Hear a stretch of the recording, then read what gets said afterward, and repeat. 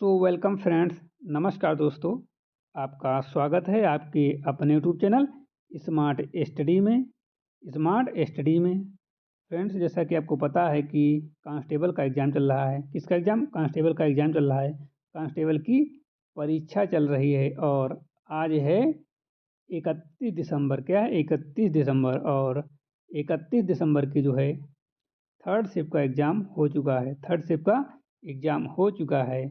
तो इस क्लास में हम लोग देखने वाले हैं 31 दिसंबर की थर्ड शिफ्ट में पूछे गए महत्वपूर्ण प्रश्न। जितने प्रश्न जो है हमको प्राप्त हो चुके हैं वो सारे प्रश्न जो हैं आपको कराने वाले हैं।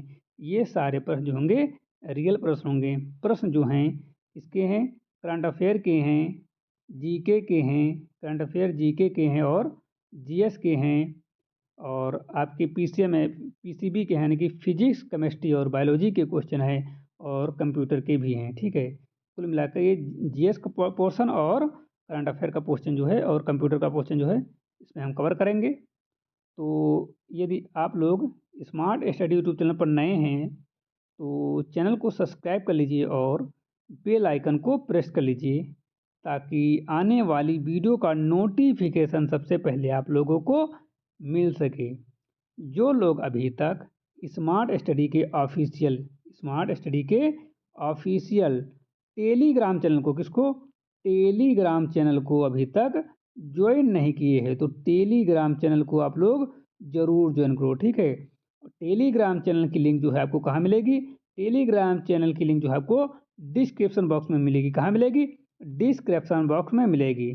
तो आप लोग टेलीग्राम चैनल की लिंक पर क्लिक करके उसे ज्वाइन करिए। टेलीग्राम चैनल की लिंक जो है डिस्क्रिप्शन बॉक्स में है, वहाँ से आप लोग ज़रूर ज्वाइन करो। टेलीग्राम चैनल पर जो है आपको क्लास पीडीएफ और नोट्स जो हैं प्रोवाइड किए जाएंगे। ठीक है, प्रोवाइड करने के लिए जो है 500 मेंबर ज़रूरी हैं। ठीक है, तो वहाँ पर जब ये पीडीएफ प्रोवाइड की जाएंगी तो वहाँ पर 500 मेंबर होना ज़रूरी है। ठीक है, तो 500 मेंबर जल्दी से कर दीजिए तो वहाँ पर पीडीएफ और नोट्स प्रोवाइड कर दी जाएँ। ठीक है, एक और इम्पोर्टेंट बात, जिन बच्चों का आगे की शिफ्टों में एग्ज़ाम है, यानी कि कल परसों एग्ज़ाम है, तो उन बच्चों को इस क्लास को अंत तक पूरी देखनी चाहिए। ठीक है, एक भी क्वेश्चन मिस नहीं करना चाहिए। ठीक है, एक भी क्वेश्चन जो है मिस नहीं करना चाहिए, क्योंकि इन सारे क्वेश्चन देखने से आपको टॉपिक पता चल जाएंगे कि किस टॉपिक से क्वेश्चन पूछे जा रहे हैं। ठीक है, क्योंकि एक दूसरे टॉपिक से रिलेटेड क्वेश्चन ही एग्जाम में पूछे जाते हैं। ठीक है, तो आप लोग जो है एक भी क्वेश्चन मिस मत करना। छोटी सी क्लास है, इस क्लास को पूरी देख लीजिए। ठीक है, एक भी क्वेश्चन मिस मत करिए, स्किप भी मत करना। ठीक है, पूरी क्लास आप लोग देखिए शुरू से लास्ट तक। ठीक है, इससे आपको एग्जाम में बहुत ही ज़्यादा हेल्प मिलेगी। ठीक है, अभी आपको मैं कह रहा हूँ तो बुरा लग रहा होगा, लेकिन जब आप बिना स्किप के सारे वीडियो देखोगे और एग्ज़ाम देने जाओगे तो आपको बहुत फ़र्क देखने को मिलेगा। लेकिन हाँ, वीडियो देखने के बाद आपको टॉपिक पता होना चाहिए किस टॉपिक से क्वेश्चन पूछे जा रहे हैं। उस टॉपिक से आप नए नए क्वेश्चन पढ़ के जाओ। ठीक है, तो आपको एग्ज़ाम में हेल्प मिलेगी। ठीक है, एग्ज़ाम में हेल्प मिलेगी और आप अच्छा परफॉर्मेंस कर पाओगे। ठीक है, तो बिना टाइम वेस्ट किए हम आज की क्लास को स्टार्ट करेंगे और पहला क्वेश्चन आ रहा है स्क्रीन पर। 1930 में मुस्लिम लीग से संबंधित प्रमुख घटना क्या थी? 1930 में मुस्लिम लीग से संबंधित प्रमुख घटना क्या थी? Which major event related to the Muslim League occurred in 1930? Lucknow pact, Allahabad अधिवेशन, सविनय अवज्ञा आंदोलन या क्रिप्स मिशन। ये चार ऑप्शन दिए हुए थे, इनमें से एक ऑप्शन सही जवाब है। तो वो सही जवाब क्या है, तो वही तो हम लोगों को एग्जाम में बताना होता है कि कौन सा सही जवाब है। ठीक है, ये क्वेश्चन पूछा गया था, इसका सही जवाब है इलाहाबाद अधिवेशन। क्या है? इलाहाबाद अधिवेशन। 1930 में जो है मुस्लिम लीग इलाहाबाद अधिवेशन में हुआ। कहाँ हुआ? इलाहाबाद अधिवेशन में हुआ। और इस अधिवेशन में जो है अल्लामा इकबाल ने ऐतिहासिक भाषण दिया। किसने? अल्लामा इकबाल ने ऐतिहासिक भाषण दिया और उन्होंने जो है मुस्लिम के लिए अलग राष्ट्र की बात रखी। क्या रखी थी बात? मुस्लिम के लिए एक अलग राष्ट्र, यानी कि एक अलग मुस्लिम राष्ट्र की बात कही। यहीं से पाकिस्तान की अवधारणा को बल मिला। यहीं से जो है पाकिस्तान की अवधारणा को बल मिला। यह अधिवेशन भारतीय राजनीति में महत्वपूर्ण माना जाता है। किसमें महत्वपूर्ण माना जाता है? भारतीय राजनीति में महत्वपूर्ण माना जाता है। इस घटना ने भविष्य की राजनीति दिशा तय की। इस घटना ने जो है भविष्य की राजनीतिक दिशा तय की। और यह भारत के विभाजन से जुड़ी मानी जाती है। यह घटना जो है भारत के विभाजन से जुड़ी मानी जाती है। ठीक है। और मुस्लिम लीग नीति में बदलाव आया। इससे जो है मुस्लिम लीग नीति में बदलाव आया। ठीक है। सही जवाब जो है इलाहाबाद अधिवेशन, option number B is correct है, इलाहाबाद अधिवेशन। अगला क्वेश्चन, 1909 के मॉन्टेग्यू मोर्ले सुधार किससे संबंधित है? मॉन्टेग्यू मोर्ले सुधार किससे संबंधित है? ऑप्शन है भारत सरकार अधिनियम 1935, भारतीय परिषद अधिनियम 1909, रॉलेट एक्ट, साइमन कमीशन। ये 4 ऑप्शन दिए हुए हैं, इनमें से एक सही जवाब है। तो ये भारतीय परिषद अधिनियम 1909, option number B is correct है। ठीक है। 1909 का मॉन्टेग्यू मोर्ले सुधार जो था वो भारतीय परिषद अधिनियम 1909 के तहत, option number B is correct है। 1909 का मॉन्टेग्यू मोर्ले सुधार भारतीय परिषद अधिनियम 1909 से संबंधित है। इसमें पहली बार समिति चुनाव प्रणाली शुरू की गई। क्या शुरू की गई? समिति चुनाव प्रणाली को शुरू की गई। मुस्लिमों के लिए अलग निर्वाचन मंडल की व्यवस्था की गई। और इस अधिनियम से भारतीयों की भागीदारी बढ़ी। किसकी भागीदारी बढ़ी? भारतीयों की भागीदारी बढ़ी। हालांकि वास्तविक शक्ति अंग्रेजों के पास ही रही। किसके पास? अंग्रेजों के पास रही। इससे सांप्रदायिक राजनीति को बढ़ावा मिला। किसको? सांप्रदायिक राजनीति को बढ़ावा मिला। और कांग्रेस ने इसे आंशिक सुधार माना। ठीक है। और यह संवैधानिक विकास की दिशा में एक कदम था। ठीक है। सही जवाब है भारतीय अधिनियम 1909। ठीक है। भारत में परिवार नियोजन कार्यक्रम की शुरुआत कब हुई? भारत में परिवार नियोजन कार्यक्रम की शुरुआत कब हुई? When was the family planning programme started in India? Option 1947, 1950, 1952 या फिर 1961। भारत में परिवार नियोजन कार्यक्रम की शुरुआत कब हुई? तो भारत में परिवार नियोजन की शुरुआत जो है 1952 में हुई। कब हुई? 1952 में हुई। भारत में परिवार नियोजन कार्यक्रम की शुरुआत 1952 में हुई। कब हुई? 1952 में हुई। भारत एक ऐसा करने वाला विश्व का पहला देश बना। ठीक है। भारत ऐसा करने वाला विश्व का कौन सा देश बना? पहला देश बना। और इसका उद्देश्य जो है जनसंख्या वृद्धि को नियंत्रित करना था। क्या करना था?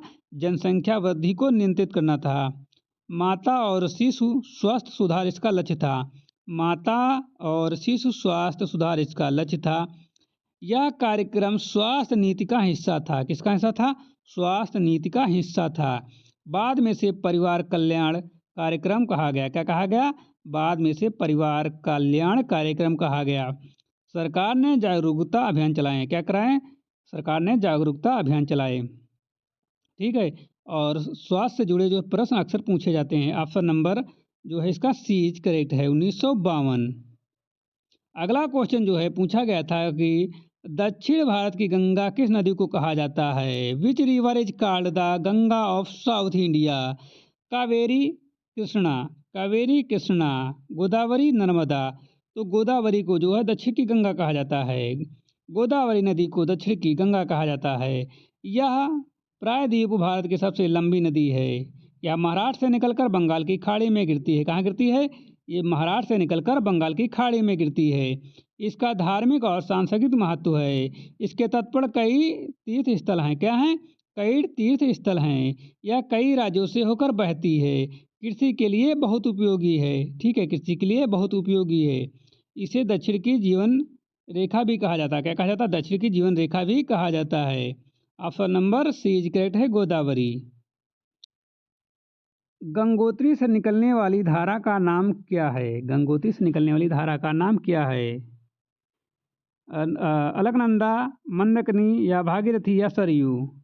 तो गंगोत्री से निकलने वाली धारा का नाम है भागीरथी। क्या नाम है? भागीरथी। गंगोत्री हिमनद से भागीरथी नदी निकलती है। गंगोत्री हिमनद से भागीरथी नदी निकलती है। भागीरथी को गंगा की प्रारंभिक धारा माना जाता है। क्या माना जाता है? प्रारंभिक धारा माना जाता है। देवप्रयाग में भागीरथी और अलकनंदा मिलती हैं। कहाँ मिलती हैं? देवप्रयाग में भागीरथी और अलकनंदा मिलती हैं। इसके बाद इसे गंगा कहा जाता है। बाद में क्या कहा जाता है? गंगा कहा जाता है। यह उत्तराखंड राज्य में स्थित है और इसका जो है धार्मिक महत्व बहुत अधिक है। क्या है? धार्मिक महत्व बहुत अधिक है। गंगोत्री गंगा का प्रमुख तीर्थ है। ठीक है। और ऑप्शन नंबर जो है सी इज करेक्ट है, भागीरथी। ठीक है। अगला क्वेश्चन, प्रसिद्ध उपन्यास गोदान के लेखक कौन हैं? प्रसिद्ध उपन्यास गोदान के लेखक कौन हैं? Who is the author of the famous novel Godan? Jaishankar Prasad, Mahadevi Varma या मुंशी प्रेमचंद या सूर्यकांत त्रिपाठी निराला। तो प्रसिद्ध उपन्यास जो गोदान के लेखक हैं वो मुंशी प्रेमचंद्र हैं। ऑप्शन नंबर सी करेक्ट है, मुंशी प्रेमचंद्र। गोदान हिंदी साहित्य का अत्यंत महत्वपूर्ण उपन्यास है। क्या है? हिंदी साहित्य का अत्यंत महत्वपूर्ण उपन्यास है। इसमें भारतीय ग्रामीण जीवन और किसानों की कठिनाइयों को दर्शाया गया है। किसे दर्शाया गया है? भारतीय ग्रामीण जीवन और किसानों की कठिनाइयों को दर्शाया गया है। मुख्य पात्र जो है होरी गरीबी किसान है। क्या? मुख्य पात्र होरी गरीब किसान है। इसकी ज़िंदगी संघर्ष और कर्ज से भरी है। ठीक है। और उपन्यास में जाति गरीबी, क्या चीज़? उपन्यास में जो है जाति गरीबी और सामाजिक अन्याय की गहराई दिखाया गया है। ठीक है। कि वास्तव में गरीबी होती क्या है, जाति का भेदभाव क्या होता है और सामाजिक में न्याय और अन्याय के बारे में बताया गया है। प्रेमचंद ने सरल और प्रभावशाली भाषा का उपयोग किया है। ठीक है। प्रेमचंद ने जो आसान भाषा का प्रयोग किया ताकि हर बच्चों को, हर समुदाय को समझ में आ सके। ठीक है। कहानी समाज सुधार और नैतिक का संदेश देती है। क्या देती है? कहानी जो है समाज सुधार और नैतिक शिक्षा का संदेश देती है। इसमें किसानों की भावनाएं, ठीक है, किसानों की भावनाएं, जीवन की वास्तविक चुनौतियां स्पष्ट हैं। ठीक है। इस कहानी में किसानों की भावनाएं और जीवन की वास्तविक चुनौतियां स्पष्ट हैं। गोदान आज भी सामाजिक अध्ययन और साहित्य में महत्वपूर्ण माना जाता है। ठीक है। यह उपन्यास ग्रामीण भारत की असली तस्वीर को सामने लाता है। ठीक है।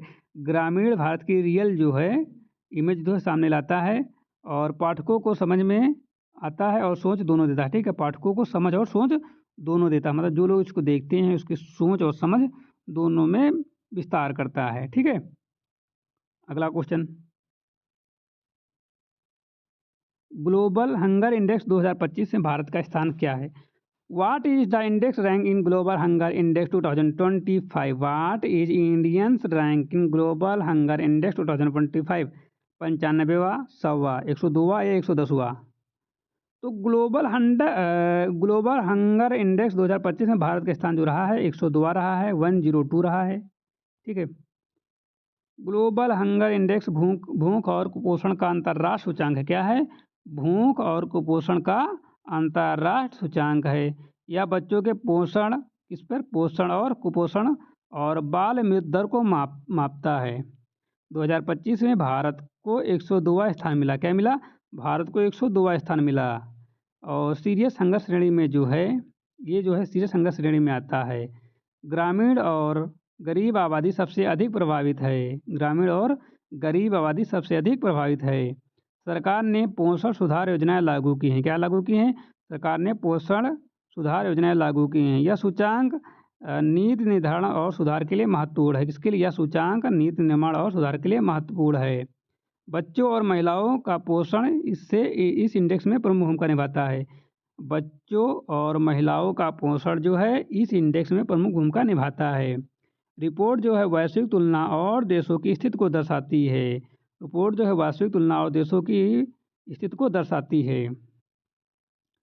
और हंगर इंडेक्स से पता चलता है कि विकास के बावजूद भूख गंभीर समस्या है और भारत जो है 102वें स्थान पर। बहुत शर्म की बात है कि भारत में अभी भी भूखों वाले, मतलब 208 देशों में भारत का स्थान 102वें नंबर पे है। ठीक है। मतलब 102वें नंबर पर भूख की कगार बहुत ज़्यादा है। यहाँ पर बहुत ज़्यादा लोग भूखे मर रहे हैं। ठीक है। केवल जो है राजनीतिक पार्टी वाले जो अपना प्रचार कर रहे हैं, प्रचार में जो है और बहुत ज़्यादा पैसा जो खर्च कर रहे हैं, लेकिन इस पर ध्यान नहीं दे रहे हैं। ठीक है, तो ग्लोबल हंगर इंडेक्स में भारत की स्थिति जो है दयनीय है, 102वें स्थान है। ठीक है, भगवान मुरुगन को समर्पित प्रमुख त्यौहार कौन सा है?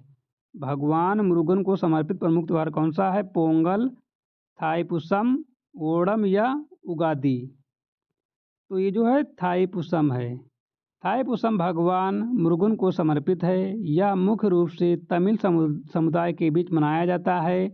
भक्त व्रत करते हैं और कावड़ लेकर लंबी दूरी तय करते हैं। यह पर्व भक्ति, तपस्या और आस्था का प्रतीक है। भारत, मलेशिया और श्रीलंका में यह प्रसिद्ध है। मंदिरों में विशेष पूजा और जुलूस निकलते हैं। भक्त कठिन व्रत और शारीरिक तपस्या करते हैं। इनसे मानसिक शक्ति और आध्यात्मिक बल बढ़ता है। पर्व के दौरान धार्मिक अनुष्ठान और गीत होते हैं। यह जो है तमिल संस्कृति का महत्वपूर्ण दर्शनीय पर्व है। तो इसका जो सही जवाब है ऑप्शन नंबर बी करेक्ट है, थाईपुसम। ठीक है, तो आज की क्लास यहीं पर समाप्त होती है। यदि आपको क्लास अच्छी लगी हो तो लाइक कर देना, लाइक कर देना। जो लोग चैनल पर नए हैं और चैनल को अभी तक सब्सक्राइब नहीं किए हैं तो चैनल को सब्सक्राइब कर लीजिए और बेल आइकन को प्रेस कर लीजिए, ताकि आने वाली वीडियो का नोटिफिकेशन सबसे पहले आप लोगों को मिल सके। तो आप लोग चैनल को सब्सक्राइब जरूर करो और बेल आइकन को प्रेस भी जरूर करो। जो लोग अभी तक स्मार्ट स्टडी के ऑफिशियल टेलीग्राम चैनल को ज्वाइन नहीं किए हैं तो टेलीग्राम चैनल को ज्वाइन करिए। टेलीग्राम चैनल की लिंक जो है आपको डिस्क्रिप्शन बॉक्स में मिल जाएगी। कहाँ मिल जाएगी? डिस्क्रिप्शन बॉक्स में मिल जाएगी।